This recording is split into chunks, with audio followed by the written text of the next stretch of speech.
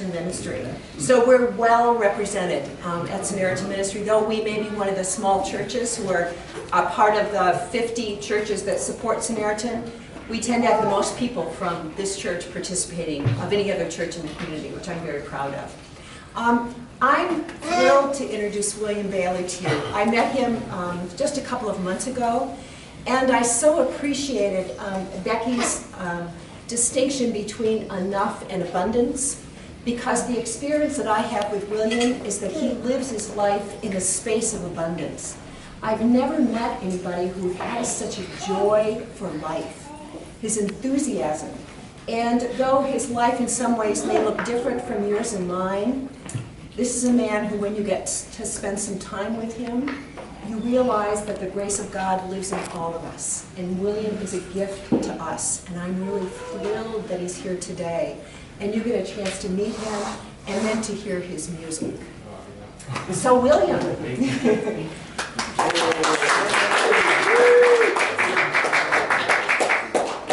The food was so good, I really didn't want to put it down. Especially the little green thing. Grape leaves. Grape leaves. We'll save them for you. Yeah, Miss Coonrod, she definitely hit it on the nose. My life's very different than yours. I guess it's a different road. Everybody travels different. I can't travel the same road as the president or her or him. One thing I have to say, coming to DC 6 months ago in August, when I first got here from the federal penitentiary for a drug charge. And Obama, he let out 50,000 non-violent drug offenders, and I was one of them. And you know, I was kind of like shocked because I was coming home, and I was kind of upset at first because I served so much time for this drugs. And so I was up for the challenge when I came home. I knew I had to get my life together. I had all these plans. I wrote out all these objectives to do so I can be successful. So when I came to DC, I went to the halfway house in Southeast, and my counselor over there told me to go to Samaritan Ministries in Southeast, like down the street. So I went down there and I walked into a house, and this is the first time me walking into a house in 18 years, like a house.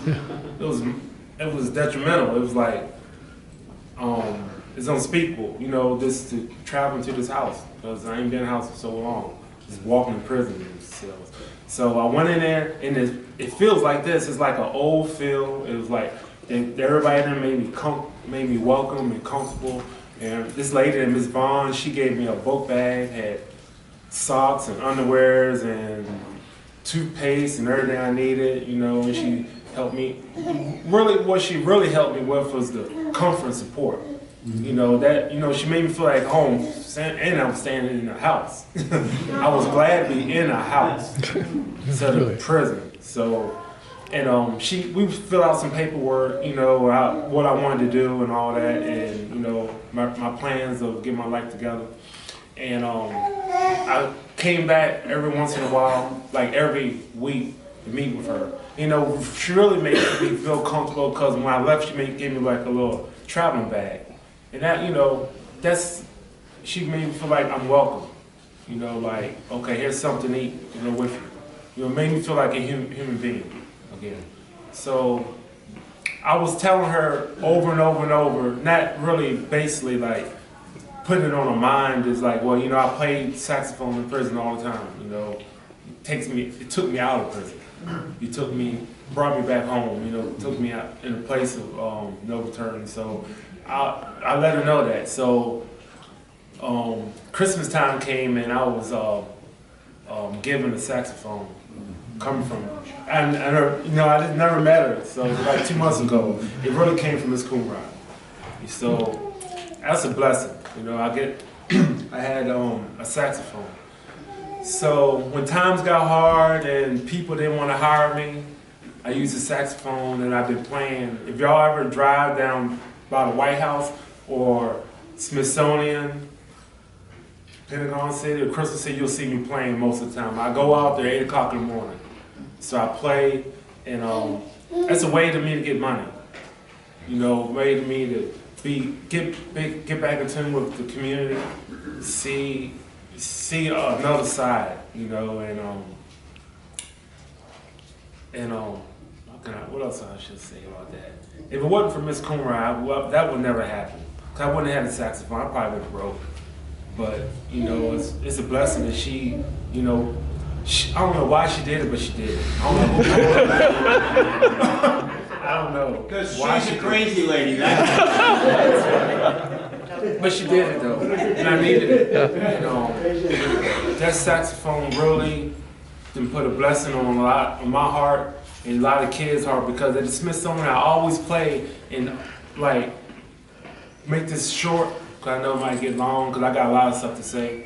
But my birthday was June 2nd, and I put 2 balloons on my saxophone box, and I put my age up there. It was kids coming there from all over the country, like Nebraska. I met 2 people that their birthday was June 2nd too. One from Minnesota, one from Nebraska. So it was a lot of field trips coming in, and like 10 sets of kids from different areas sung me happy birthday. I mean, I'll come there to entertain them, but they reversed it, and it made me feel good, you know. And why don't you mention the training that you've just, the training that you've just finished for driving? Oh yeah, when things got hard in the city, the people will be people, and some of these companies and stuff are not. I have to say this: they're not honorable, and they're out for money, and they're kind of not honest. So, anyways, I had a job at Dunkin' Donuts, and they didn't pay me my money for some reason. I don't know why. I went to the proper channels and went to wage and hour and filed all this and this. And so I said, well, I don't have a job now because I quit. So what should I do?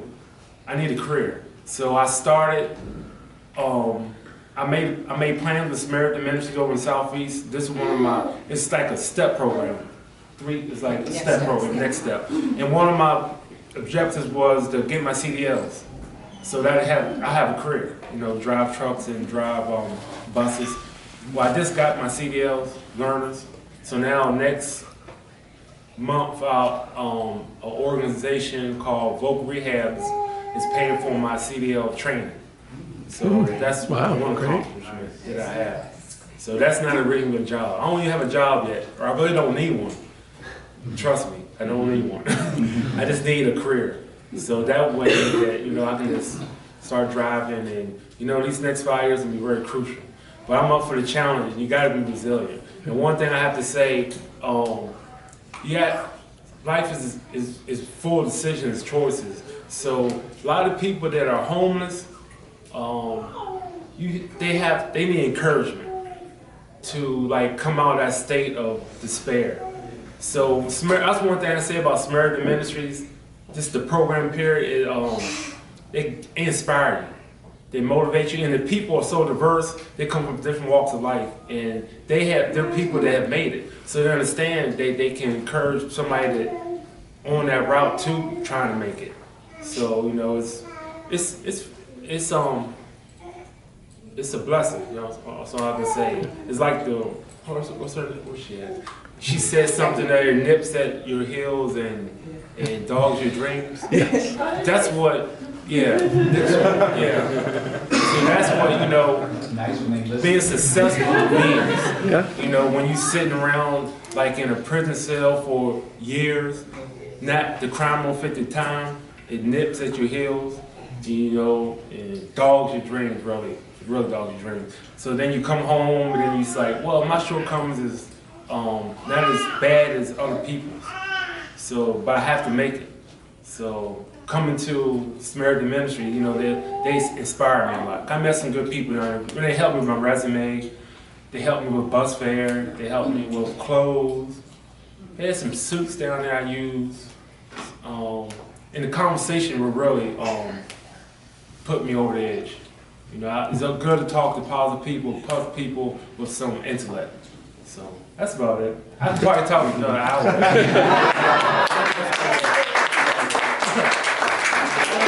just want to say, this is Williams Hour, please, I'm not very photogenic at all. So I just want to say from that back right here, just the things that William mentioned, things that we take for granted every day, waking up and having toothpaste, face cloths, shaving cream, deodorant. We ask that people, if you go to our website or read our newsletters, we're constantly asking for it.